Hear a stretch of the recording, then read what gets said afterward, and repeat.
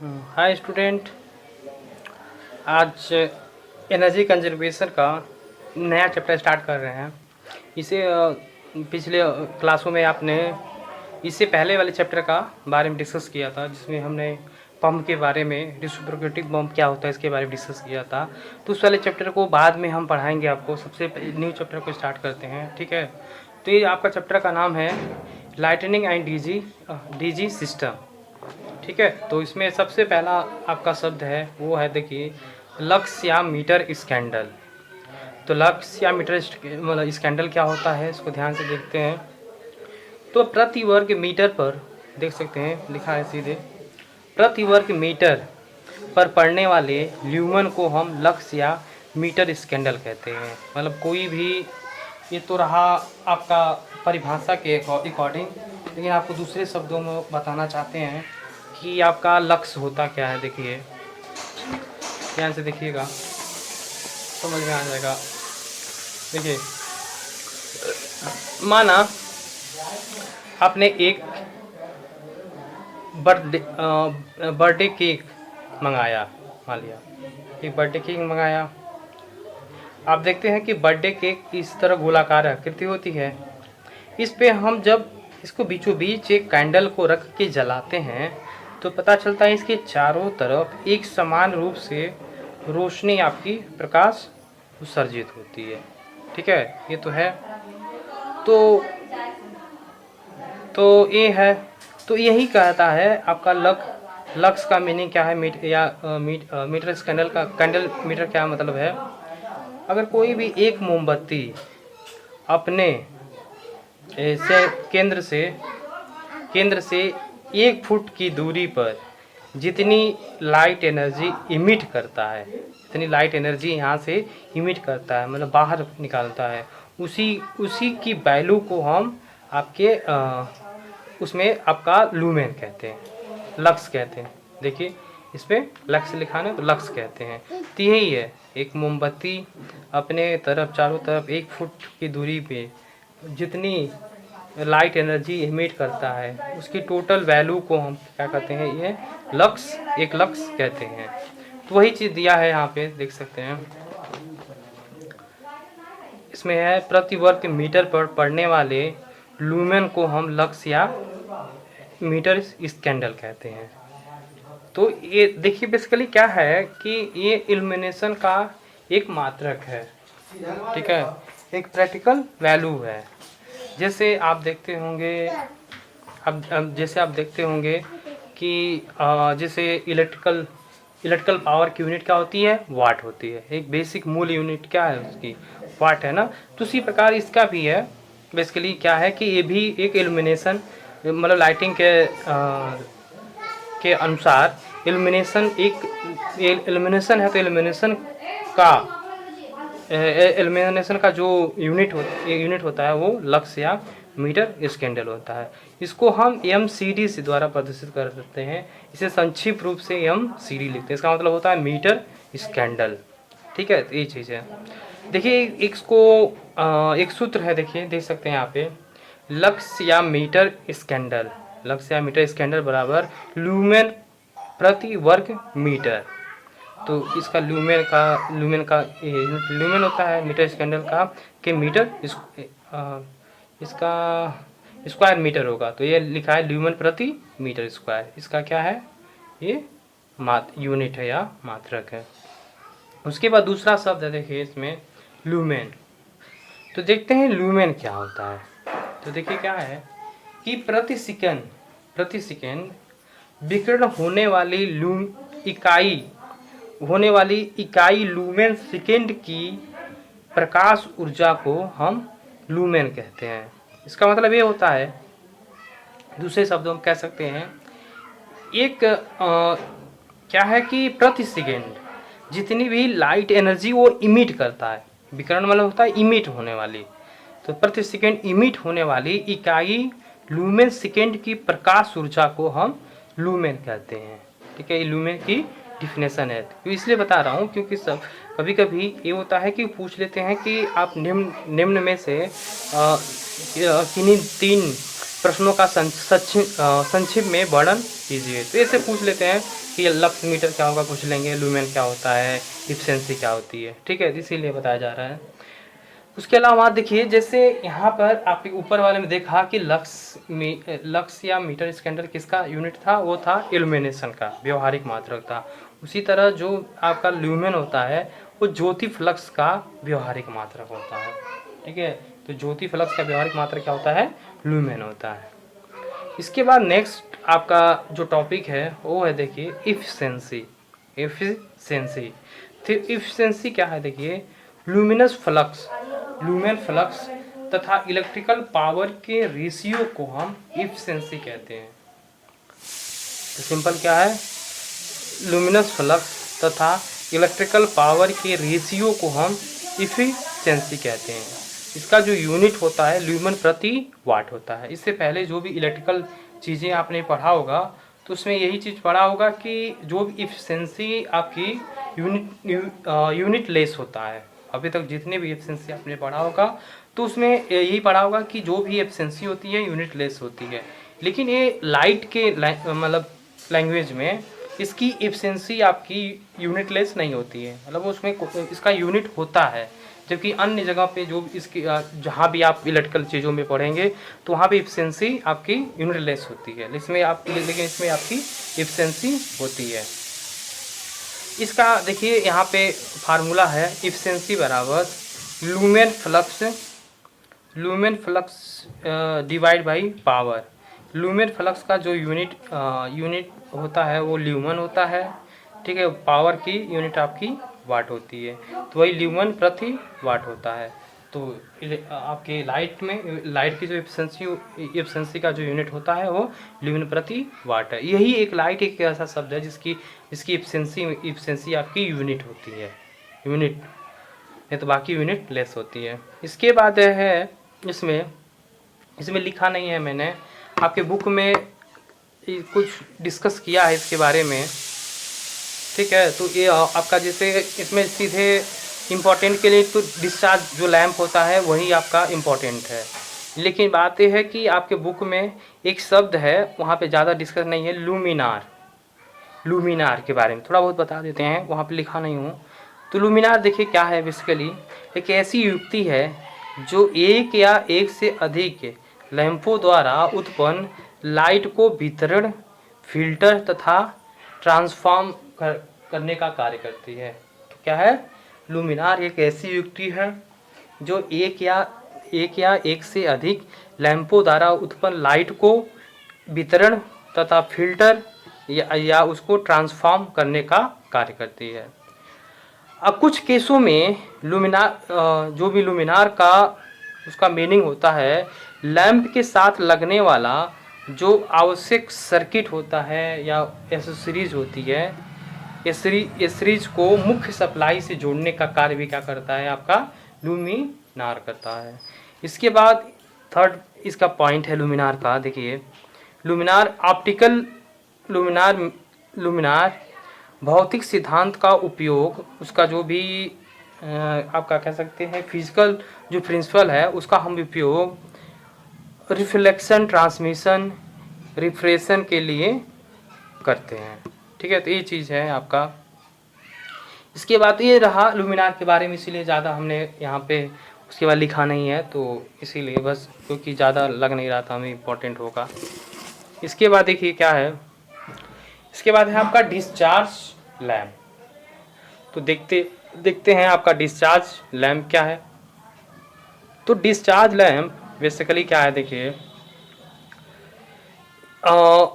Discharge lamp में सबसे पहला लैम्प आपको पढ़ना है वो है आपका फ्लोरेसेंट लैम्प।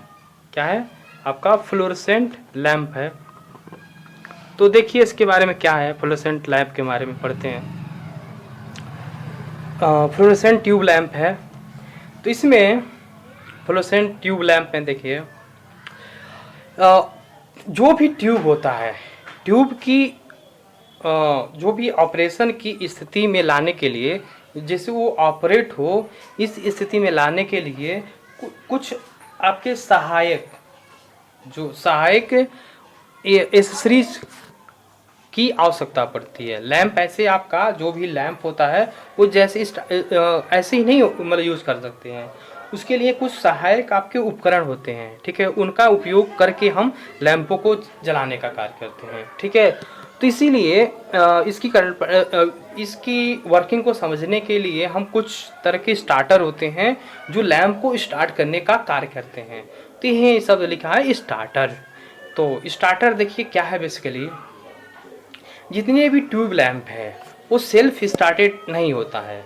कोई भी ट्यूब लैंप आपका सेल्फ स्टार्टेड नहीं होता है, मतलब वो सेल्फ नहीं स्टार्ट होता है। इसलिए इसको मतलब आपका प्रकाशित करने के लिए स्टार्टर की आवश्यकता होती है। स्टार्टर देखिए क्या है, एक आपका ऑटोमेटिक स्विच है जिसकी सहायता से हम ट्यूब के परिपथ में जो चोक है, चोक द्वारा हम मतलब आपका सर्ज आपका सर्ज हाई वोल्टेज मतलब पैदा जनरेट करते हैं, जिससे जो ट्यूब लैंप में जो गैसों का विसर्जन आपका शुरू हो जाता है, जिससे जो भी आपकी ट्यूब लैंप होती है, लैंप आपकी लाइट एनर्जी एमिट करना शुरू कर देती है, ठीक है। इसलिए इस जो स्टार्टर को हम दूसरे शब्दों में आपका ऑटोमेटिक स्टार्टर स्विच भी कहते हैं, ठीक है। ये चीज़ था इसमें। इसके अलावा जो भी आपके स्टार्टर होते हैं, स्टार्टर आपके दो प्रकार के होते हैं। पहला है आपका देखिए यहाँ पे थर्मल टाइप स्टार्टर है, दूसरा आपका ग्लो डिस्चार्ज स्टार्टर है। अब इसमें देखिए ये पूरा आपका थर्मल टाइप स्टार्टर का फिगर बना है, तो आप उसे देख सकते हैं, कोई दिक्कत नहीं है। इसमें देखिए क्या है, जो थर्मल टाइप स्टार्टर में एक आपकी हीटिंग एलिमेंट होती है। इसमें आपका थर्मल टाइप स्टार्टर में एक आपका हीटर लिखा है ना, या इसे हीटिंग एलिमेंट भी कहते हैं। तो एक हीटिंग एलिमेंट होता है, उसके साथ एक आपकी बाईमेटेलिक स्ट्रिप होती है। यहाँ पे देखिए ये वाला जो है दोनों, ये आपकी बाईमेटेलिक स्ट्रिप होती हैं, जो आपके जो अन्य जो स्ट्रिप से अलग होती हैं, ये एक बिंदु पर आकर मिलती हैं। अब बाकी जो अन्य स्ट्रिप होती हैं वो ऐसा नहीं है, लेकिन इसमें इसे जनरल से अन्य होती हैं, ये दोनों एक ही बिंदु पे आकर मिलती हैं, ठीक है। जो दोनों बायोमेट्रिक स्ट्रिप होती हैं सामान्य अवस्था में एक दूसरे से संपर्क रहते हैं, मतलब जुड़े रहते हैं, क्लोज रहती हैं। जैसे इस फिगर में आपका दिया है, देखिए ये जो भी आपकी जो पत्तियां हैं दोनों, ये आपका यहाँ पे ये पत्तियां आप सामान्य अवस्था में दोनों आपस में जुड़ी रहती हैं, ठीक है। और दूसरी बात ये है कि हम हमेशा स्टार्टर को हमें ट्यूब के साथ हमेशा पैरेलल में संयोजित करने का कार्य करते हैं। पैरेलल में इसलिए संयोजित कर रहे हैं क्योंकि हमें ट्यूब के दोनों, जो मान लिया ये ट्यूब है, ट्यूब के दोनों जीरो टर्मिनलों पे हमें उच्च सर्ज वोल्टेज उत्पन्न करना है, सर्ज हाई वोल्टेज उत्पन्न करना है। तो इसलिए इसको समांतर क्रम में जोड़ा जाता है, ठीक है, ताकि ये हो कि परिपथ में धारा का प्रवाह ज़्यादा, मतलब आपका धारा का प्रवाह कम हो, लेकिन वोल्टेज की वैल्यू आपकी ज़्यादा हो सके, ठीक है, इसलिए किया जाता है। इस प्रकार इसका ये फिगर है, आप देख सकते हैं। जो भी आपका पहला परिपथ क्या है, हीटिंग एलिमेंट है, ऐसे जुड़ा है, इसके साथ चोक लगा रहता है। इसके बाद एक आपका कैपेसिटर लगा रहता है, जो इंटरफेरेंस रोकने का कार्य करता है। ये आपका पावर फैक्टर इम्प्रूविंग कंडेंसर का भी काम करता है, ठीक है। तो ये दो चीज़ें हैं, ठीक है। इसके बाद देखिए ये तो एक चीज़ रहा, इसकी कार्यविधि देखते हैं। संरचना रहा, कार्यविधि देखिए क्या है कि जब हम एसी मेन, जब हम ट्यूब को हम एसी मेन के दोनों सिरों से जोड़ते हैं, तो जो आपका चोक है, तो दोनों सिरे से जोड़ने पे चोक का काम यहाँ पे नहीं है। जब दोनों सिरे जोड़ते हैं तो धारा प्रवाहित होती है। तो धारा प्रवाहित होने से जो हीटिंग एलिमेंट है तो हीटिंग एलिमेंट क्या करता है, ऊष्मा उत्सर्जित करता है। क्या है, हीट एनर्जी ना, हीटिंग एलिमेंट है तो हीट एनर्जी जनरेट करेगा।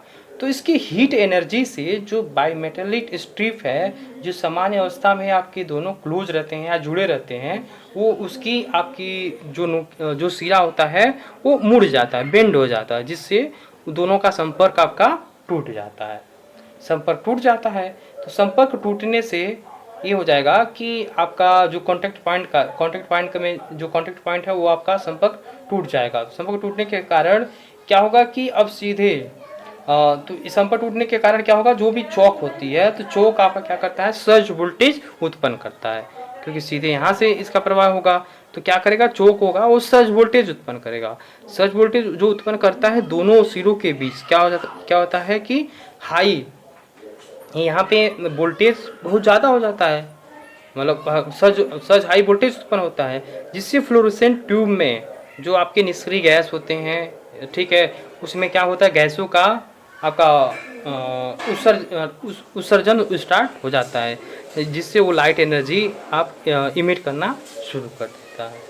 ठीक है, तो ये इसकी क्या थी, एक क्रिया विधि होती है। तो बाद में जब इसका चौक का काम यही है, बस सर्ज वोल्टेज उत्पन्न करना। सर्ज वोल्टेज उत्पन्न करने के पश्चात तुरंत आपका क्या हो जाएगा, इन दोनों के बीच का जो टर्मिनल विभवांतर होता है 240 से लेके आपका 230 से लेके 240 ही रहता है। ठीक है, तो इस प्रकार फिर से आपका ये जो भी ट्यूब होता है उसमें आपका लाइट एनर्जी इमिट करना शुरू कर देता है।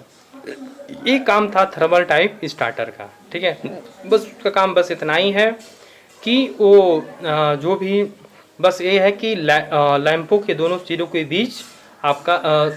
बीच आपका सर्ज वोल्टेज उत्पन्न करना, ये चीज़ है। लेकिन आज के समय में हम आपके थर्मल टाइप स्टार्टर का उपयोग नहीं करते हैं। इसके पीछे कारण है क्योंकि ट्यूब के कार्यकाल में स्टार्टर के संपर्क बिंदु पुनः परस्पर न मिल पाए, क्योंकि दिक्कत यह है कि सामान्य अवस्था में दोनों जुड़े रहते हैं। तो आप जानते हैं अगर खुला है, जब तक खुला रहेगा तभी आपका सर्ज वोल्टेज उत्पन्न होगा, नहीं तो अगर खुला फिर से आपका जुड़ जाएगा कॉन्टैक्ट पॉइंट, तो फिर से बायोमेटेलिक स्ट्रिप जुड़ जाएगा तो आपका वो फिर से सर्ज वोल्टेज उत्पन्न नहीं कर पाएगा। तो इसीलिए उसकी बायोमेटेलिक स्ट्रिप की पॉइंट को दूरी बनाए रखे, संपर्क न बने, इसके लिए हम क्या करते हैं, हीटिंग जो भी एलिमेंट होता है उसको एनर्जाइज रखना पड़ता है, जिससे आपकी अत्यधिक मात्रा में ऊर्जा हानि होती है, जिससे आपके जो भी एनर्जी लॉस अधिक होता है। दूसरा कारण ये है, हीटिंग एलिमेंट में लगातार धारा का प्रवाहित होने के कारण जो स्टार्टर का जो जीवन काल होता है वो कम हो जाता है। ठीक है, इस प्रकार जो स्टार्टर होता है वो आपका खराब होकर शीघ्र नष्ट हो जाता है। तो इसलिए जो थर्मल टाइप स्टार्टर का हम प्रयोग नहीं करते हैं इस समय। दूसरा आपका प्रयोग करते हैं ग्लो डिस्चार्ज स्टार्टर। तो ग्लो डिस्चार्ज स्टार्टर के बारे में थोड़ा देखते हैं क्या होता है बेसिकली। देखिए ये फिगर है आपका, देखिए ध्यान से देख सकते हैं, ग्लो डिस्चार्ज स्टार्टर स्विच। इसमें देखिए बिल्कुल क्या है, एक आपका ग्लो बल्ब है, एक आपका बाईमेटेलिक कांटेक्ट पॉइंट है। देखिए ये भी बाईमेटेलिक स्ट्रिप यहाँ भी होती हैं। ठीक है, यहाँ फ्लोरोसेंट ट्यूब है, यहाँ भी चौक है, यहाँ एसी मेन है। जो फिगर नीचे है बस इसमें अलग ये है कि वहाँ पे हीटिंग एलिमेंट था, यहाँ पे हीटिंग एलिमेंट नहीं है, आपका यहाँ पे ग्लो बल्ब है। देखिए इसमें क्या होता है बेसिकली आपको बताया जाए, इसके पहले कंस्ट्रक्शन देखते हैं। तो इस स्टार्टर में इसमें 2 स्ट्रिप होती हैं। ठीक है, इसमें 2 स्ट्रिप होती हैं, वहाँ बायोमेटेलिक स्ट्रिप थी, तो यहाँ पे आपकी 2 स्ट्रिप होती हैं। इनमें से दोनों आपस में मतलब जुड़ी रहती हैं। जो दोनों स्ट्रिप होती हैं वो आपस में जुड़ी रहती हैं। दोनों स्ट्रिप को हम एक छोटे कांच के बल्ब में बंद करके रखते हैं। जो बायोमेटेलिक स्ट्रिप जो होती है उसको हम क्या करते हैं, एक छोटे से कांच में उसको बंद रखने का कार्य करते हैं, जिससे आपके कम दाब पर आपका जो निष्क्रिय गैस से भरकर सील्ड कर दिया जाता है। ठीक है, क्या किया जाता है कि लो प्रेशर पे ही उसमें निष्क्रिय गैस को इसमें भरकर उसको सील्ड कर दिया जाता है। इसे ही हम ग्लो बल्ब कहते हैं। इसी को हम ग्लो बल्ब कहते हैं। ठीक है, यह एक बेलनाकार, ये आपका सिलेंड्रिकल केसिंग द्वारा छोटे डिब्बे में बंद रहता है। ये देखिए, एक छोटे डिब्बे में बंद रहता है,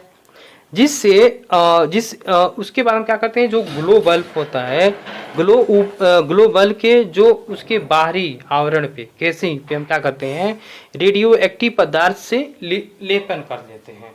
ठीक है, रेडियो एक्टिव पदार्थ से उसका लेपन कर देते हैं, लेपित कर देते हैं। ठीक है, इस प्रकार से होता है, लेपन कर दिया जाता है।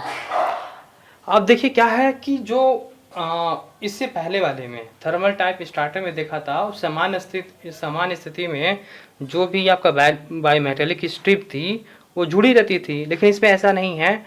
इसमें सामान्य अवस्था में जो बायोमेटेलिक स्ट्रिप रहती हैं, दोनों आपके संपर्क अलग अलग रहते हैं। लेकिन परंतु जब स्टार्टर आपका जब कार्य करता है तो परिपथ आपका जुड़ जाता है, जो बायोमेटेलिक स्ट्रिप होती है उसका संपर्क जुड़ जाता है। पुनः जब आपकी जो फ्लोरोसेंट ट्यूब में जो गैसों का विसर्जन शुरू हो जाता है, या कह सकते हैं लाइट एनर्जी जब इमिट करना शुरू कर देता है, तो उसमें जो भी बायोमेटेलिक स्ट्रिप होता है, दोनों सूरा फिर से आपका छूट जाता है। ठीक है, ये तो रहा कंस्ट्रक्शन। तो कंस्ट्रक्शन में आप लिख सकते हैं जो जो चीज़ें हैं। उसके बाद इसकी वर्किंग देखते हैं।